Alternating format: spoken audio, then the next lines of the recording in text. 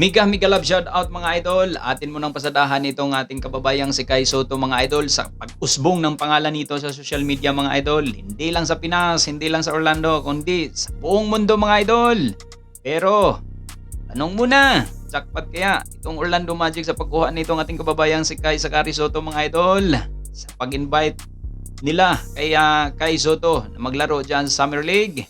Para sa akin mga idol, it's a big yes. Bakit? Unang rason mga idol, alam naman natin itong Orlando Magic talagang tahimik ito pagdating sa mga fans nila, sa mga Pinoy fans. Hindi masyadong kilala ito. Ilan lang naman. Real talk tayo. Ilan lang yung fans ng mga Pilipino dyan sa NBA. Una-una, Los Angeles Lakers, Lexio, LeBron James, nandyan. Pangalawa, Golden State Warriors or Miami Heat, Golden State Warriors, Stephen Curry, Klay Thompson, Miami Heat, nandiyan ang ating kababayang head coach, si Coach Eric Spoelstra. Diba? Or itong panibagong kampiyon ngayon, or kasalukuyang champion itong Denver Nuggets mga idol. Yan lang po. Pero nung pagpasok ni Kai Soto dito mga idol sa Orlando Magic, ginulat ni Kai Soto ang Orlando Magic sa kanilang social media account mga idol. Tingnan po natin, 2.8 million po yan tumataginting ang views. Thousands of thousands ang likes yan mga idol. Dito naman sa Twitter mga idol, tingnan nyo po, 1.9 million ang views at ang likes niyan, thousands of thousands din. Nabigla sila dahil nung pagpasok nila o pagpasok ni Kai Soto sa kanilang kupunan ay millions of millions mga idol, which is hindi nila yan ini-expect. Hindi nila naranasan yan buhat pa noon. Ang pagpasok ng mga star player dyan, si Paulo Banquero, ay hindi nila naranasan yan mga idol.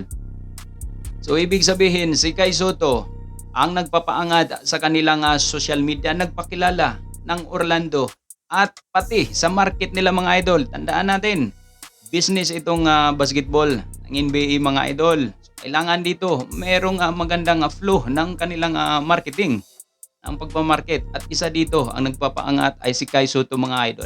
Ang fanbase ni Kai Soto is millions po yan. Alam po nila yan.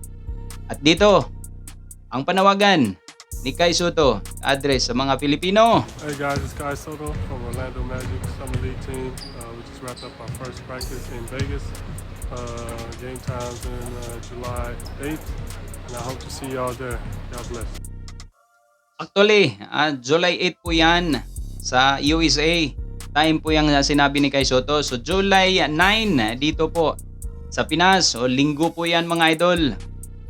Ang unang bakbakan nila, unang laro nila kontra Pistons mga idol. Ayan po ang mga roster.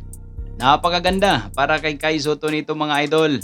Panahon na para ilabas niya ang kanyang magandang laro diyan po sa Summer League. Ito po, July 9. Pinas time na po ito mga idol. Against Detroit Pistons, July 11 against Pacers, July 13 New York Knicks, July 14 against Portland Blazers. Yan na po mga idol ang schedule. Pinas time na po yan. Screenshot na lang po yun ninyo kung hindi masyadong nakukuha. Ayan, pagkakataon mo kay Soto, sa totoo lang wala na tayong masyadong masabi. Baka sabihin na naman sa mga bashers is inahype na naman. Hindi po. Mabuhay ang Pilipinas, mabuhay ang mga Pilipino, mabuhay ang ating OFWs around the globe. Kai Soto, go lang!